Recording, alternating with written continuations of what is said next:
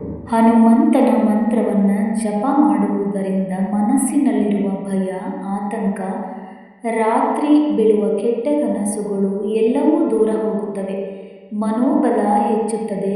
ಕೆಟ್ಟ ಶಕ್ತಿಗಳಿಂದ, ಕೆಟ್ಟ ನೋಟದಿಂದ, ನಕಾರಾತ್ಮಕ ಶಕ್ತಿಯಿಂದ ನಮ್ಮನ್ನು ರಕ್ಷಿಸುತ್ತದೆ.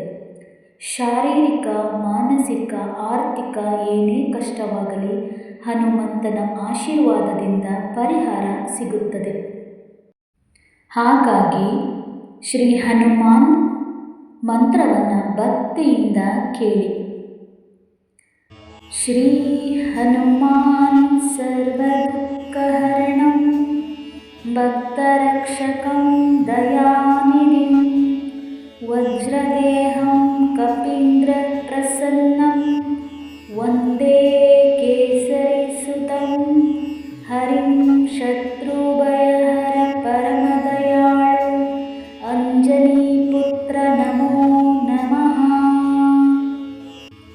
ಶ್ರೀ ಹನುಮಾನ್ ಸರ್ವದುಃಖಹರಣಂ ಭಕ್ತರಕ್ಷಕಂ ದಯಾನಿಧಿಂ ವಜ್ರದೇಹಂ ಕಪೀಂದ್ರ ಪ್ರಸನ್ನಂ ವಂದೇ ಕೇಸರಿಸುತಂ ಹರಿಂ ಶತ್ರುಭಯಹರ ಪರಮದಯಾಳು ಅಂಜನೀಪುತ್ರ ನಮೋ ನಮಃ. ಶ್ರೀ ಹನುಮಾನ್ ಸರ್ವದುಃಖಹರಣಂ ಭಕ್ತರಕ್ಷಕಂ ದಯಾನಿಧಿಂ ವಜ್ರದೇಹಂ ಕಪೀಂದ್ರ ಪ್ರಸನ್ನಂ ವಂದೇ ಕೇಸರಿಸುತಂ ಹರಿಂ ಶತ್ರುಭಯಹರ ಪರಮದಯಾಳು ಅಂಜನೀಪುತ್ರ ನಮೋ ನಮಃ. ಶ್ರೀ ಹನುಮಾನ್ ಸರ್ವದುಃಖಹರಣಂ ಭಕ್ತರಕ್ಷಕಂ ದಯಾನಿಧಿಂ ವಜ್ರದೇಹಂ ಕಪೀಂದ್ರ ಪ್ರಸನ್ನಂ ವಂದೇ ಕೇಸರಿಸುತಂ ಹರಿಂ ಶತ್ರುಭಯಹರ ಪರಮದಯಾಳು ಅಂಜನೀಪುತ್ರ ನಮೋ ನಮಃ. ಶ್ರೀ ಹನುಮಾನ್ ಸರ್ವದುಃಖಹರಣಂ ಭಕ್ತರಕ್ಷಕಂ ದಯಾನಿಧಿಂ ವಜ್ರದೇಹಂ ಕಪೀಂದ್ರ ಪ್ರಸನ್ನಂ ವಂದೇ ಕೇಸರಿಸುತಂ ಹರಿಂ ಶತ್ರುಭಯಹರ ಪರಮದಯಾಳು ಅಂಜನೀಪುತ್ರ ನಮೋ ನಮಃ. ಶ್ರೀ ಹನುಮಾನ್ ಸರ್ವದುಃಖಹರಣಂ ಭಕ್ತರಕ್ಷಕಂ ದಯಾನಿಧಿಂ ವಜ್ರದೇಹಂ ಕಪೀಂದ್ರ ಪ್ರಸನ್ನಂ ವಂದೇ ಕೇಸರಿಸುತಂ ಹರಿಂ ಶತ್ರುಭಯಹರ ಪರಮದಯಾಳು ಅಂಜನೀಪುತ್ರ ನಮೋ ನಮಃ. ಶ್ರೀ ಹನುಮಾನ್ ಸರ್ವದುಃಖಹರಣಂ ಭಕ್ತರಕ್ಷಕಂ ದಯಾನಿಧಿಂ ವಜ್ರದೇಹಂ ಕಪೀಂದ್ರ ಪ್ರಸನ್ನಂ ವಂದೇ ಕೇಸರಿಸುತಂ ಹರಿಂ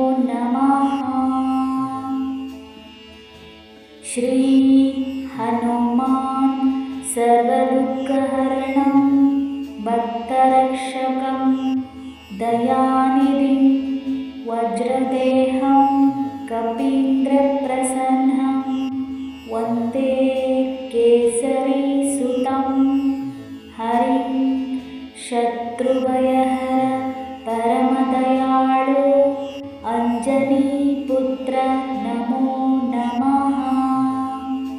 श्री हनुमान् सर्वदुःखहरणं भक्तरक्षकं दयानिधिं वज्रदेहं कपीन्द्रप्रसन्नं वन्दे केसरीसुतं हरिं शत्रुभयहर परमदयाळु अंजनीपुत्र नमो नमः।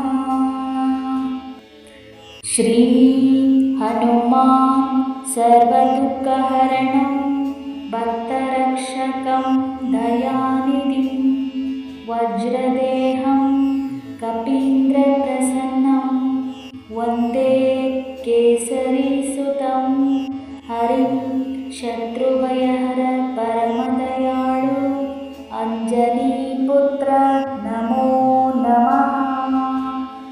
श्री हनुमान् सर्वदुःखहरणं भक्तरक्षकं दयानिधिं वज्रदेहं कपीन्द्रप्रसन्नं वन्दे केसरीसुतं हरिं शत्रुभयहर परमदयाळु अंजनीपुत्र नमो नमः। श्री हनुमान् सर्वदुःखहरणं भक्तरक्षकं दयानिधिं वज्रदेहं कपीन्द्रप्रसन्नं वन्दे केसरीसुतं हरिं शत्रुभयहर परमदयाळु अंजनीपुत्र नमो नमः। श्री हनुमान् सर्वदुःखहरणं भक्तरक्षकं दयानिधिं वज्रदेहं कपीन्द्रप्रसन्नं वन्दे केसरीसुतं हरिं शत्रुभयहर परमदयाळु अंजनीपुत्र नमो नमः। श्री हनुमान् सर्वदुःखहरणं भक्तरक्षकं दयानिधिं वज्रदेहं कपीन्द्रप्रसन्नं वन्दे केसरीसुतं हरिं शत्रुभयहर परमदयाळु अंजनीपुत्र नमो नमः।